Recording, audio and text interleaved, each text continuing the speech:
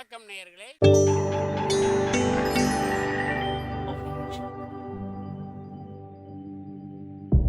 மகிழ்ச்சிக்கோர் தென்கட்சி என்ற அலைவரிசையில்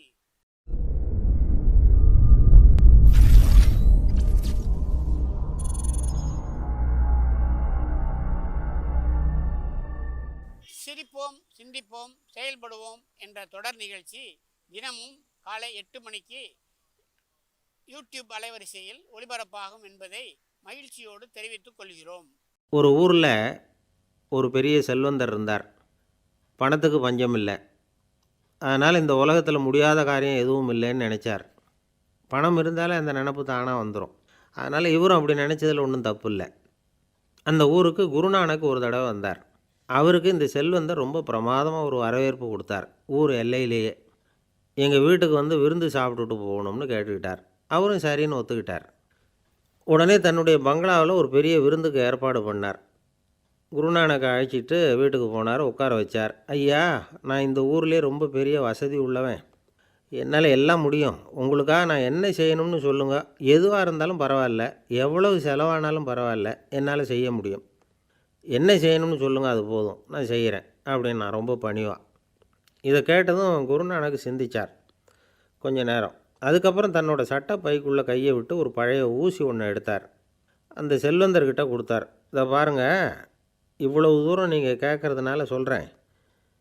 எனக்கு நீங்கள் செய்ய வேண்டிய உதவி இதுதான்னார். ஊசியை கையில் வாங்கிக்கிட்டு இதை என்ன செய்யணும்னு சொல்லுங்க அப்படின்னார் அவர். நீங்கள் செய்ய வேண்டியது என்னென்னா, இந்த ஊசியை பத்திரமா வச்சுருக்கணும். நாம் 2 பேரும் இறந்து போனதுக்கு பின்னாடி இன்னொரு உலகத்தில் நாம் சந்திக்கக்கூடிய வாய்ப்பு இருக்குது. அப்போ இந்த ஊசியை என்கிட்ட கொண்டாந்து கொடுக்கணும். இதுதான் நீங்கள் எனக்காக செய்ய வேண்டிய உதவி அப்படின்னார் குருநானக் லேசாக சிரிச்சுக்கிட்டே. இதை கேட்ட உடனே இந்த பெரியவர் முழிக்க ஆரம்பிச்சிட்டார். அது எப்படிங்க, நான் சாகிறப்ப எப்படி இந்த ஊசியை எடுத்துக்கிட்டு இன்னொரு உலகத்துக்கு வர முடியும்னார். ஊசி மாதிரி ஒரு சின்ன பொருளை கூட இந்த உலகத்தை விட்டு நாம் போகிறப்ப எடுத்துகிட்டு போக முடியாதுங்கிறப்போ உங்களோட செல்வத்தையெல்லாம் எப்படி அங்கே எடுத்துகிட்டு வர போகிறீங்க அப்படின்னு கேட்டார் குருநானக். அதுக்கப்புறம் தான் அந்த பெரியவர் யோசிக்க ஆரம்பித்தாராம். குருநானக் சொல்கிறார், இதை பாருங்கள், நாம் செய்கிற நல்லது கெட்டது தான் கடைசி வரைக்கும் நம்ம கூட இருக்கும். அடுத்தவங்க நல்லா இருக்கணுங்கிறதுக்காக பொருளை செலவு செய்யணும். அப்படி செய்யலைன்னா எந்த பிரயோஜனமும் இல்லை அப்படின்னார். அதுக்கப்புறம் தான் அந்த செல்வந்தரின் அறிவு கண் திறந்து தான். உடனே குருநானக்கை வணங்கினார். ஐயா, என்கிட்ட இருந்த ஆணவம் போயிட்டுது. இனிமேல் என்கிட்ட இருக்கிற செல்வத்தை நல்ல வழியில் செலவழிப்பேன் அப்படின்னாராம். நம்மக்கிட்ட இருக்கிற பணம் எப்பவும் நம்ம கூடவே வந்துக்கிட்டு இருக்காதுங்கிறதுக்கு இது ஒரு உதாரணம். அதுக்காக நாம் பணம் சேர்க்குறத பற்றி கவலைப்பட வேண்டியதில்லை, பேசாமல் படுத்து தூங்கிக்கிட்டு இருந்தால் போதும் அப்படின்னு இதுக்கு அர்த்தம் பண்ணிக்கக்கூடாது. முறையான வழியில் பணம் சேர்க்கணும், அதை முறையான வழியில் செலவு பண்ணணும்.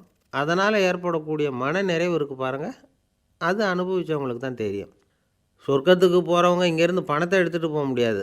ஆனால் நம்ம செல்வத்தை இங்கே மற்றவங்களுக்கு பயன்பட செய்து அதனால் ஏற்படுற புண்ணியம் இருக்குது பாருங்கள், அதை எடுத்துகிட்டு போக முடியுமா. இதுதான் ஆன்மீகவாதிகள்லாம் சொல்கிற கருத்து.